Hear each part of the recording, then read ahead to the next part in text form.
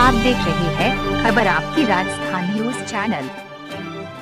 चित्तौड़गढ़ जिले के राशमी कस्बे की आराध्य देवी कही जाने वाली मतवाली माता बनास नदी के किनारे तथा अरावली पर्वतमाला के ऊपर विराजित मतवाली का मंदिर सुंदर सजावटी रूप से प्राकृतिक सौंदर्य में हरियाली युक्त पहाड़ी क्षेत्र में मंदिर स्थापित है। मतवाली माता की मूर्ति काफी प्राचीन मानी जाती है।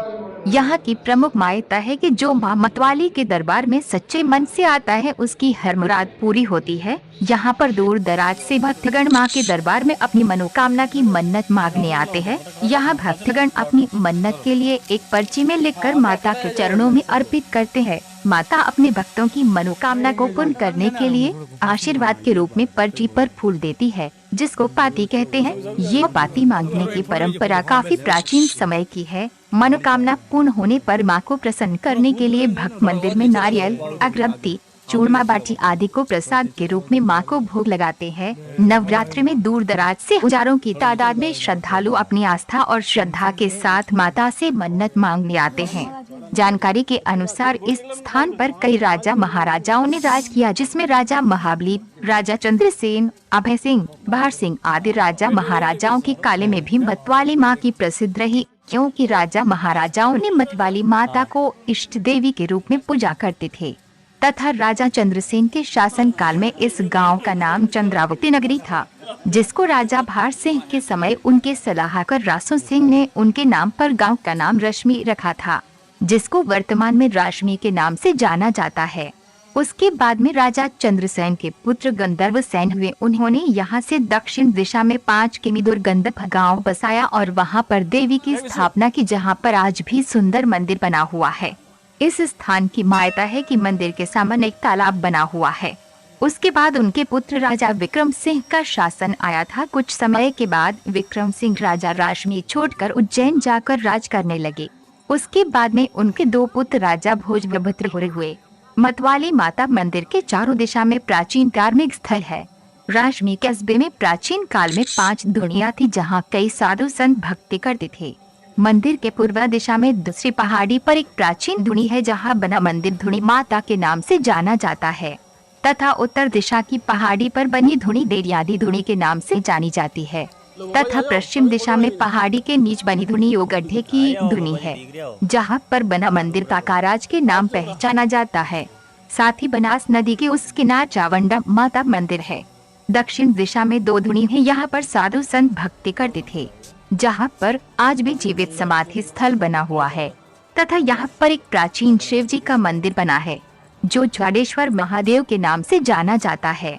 इस जगह पर जगत ऋषि की धुनी है, जहाँ पर कई वर्षों तक जगत ऋषि ने तपस्या की थी और मान्यता अनुसार जगत ऋषि की तपस्या भूमि एवं परशुराम जी की जन्मस्थली चंद्रावती नगरी कही जाती है। वे गांव राशमी है तथा राशमी गांव में प्राचीन कहावतें है कि मतवाली मत पे वितिभागण मांग भोग, रासा थारी राशमी घाड़ा बस्या लोगे तथा राजपुताने काले में राशमी जिला था। लोक मतानुसार कहावतें हैं घड़ा अम्बा घनी आमल्या मोटा मोटा डुगर, ऐसे किंवदंतियां प्रचलित है। यहाँ मतवाली माता मंदिर पर जाने के लिए पहले केवल सीढ़ियां थी, लेकिन अब कस्बे से मंदिर तक पक्की सड़क बन गई है। वर्तमान समय में माली समाज के द्वारा किशनलाल माली भोपाजी माता की पूजा अर्चना करके सेवा करते हैं। खबर आपकी राजस्थान से रतनलाल कीर की स्पेशल रिपोर्ट। आज हम पहुंचे चित्तौड़गढ़ जिले के राशमी कस्बे के अरावली पर्वतमाला के ऊपर विराजित मां मतवाली माता के दरबार में। यहाँ पर उपस्थित सभी भक्तगण व श्रद्धालु हैं और यहाँ पे मौजूद है हमारे साथ यहाँ के गोपाल जी श्री किशन जी माली। उनसे अपन चर्चा करते हैं आगे की जानकारी के लिए। किशन जी। हाँ जी, 9 दिन तक मेला लगता है मतवाली माँ के यहाँ और 3 टाइम पूजा होती है और बहुत ही दूर दूर के यात्री आते हैं, बहुत ही भीड़ लगती है।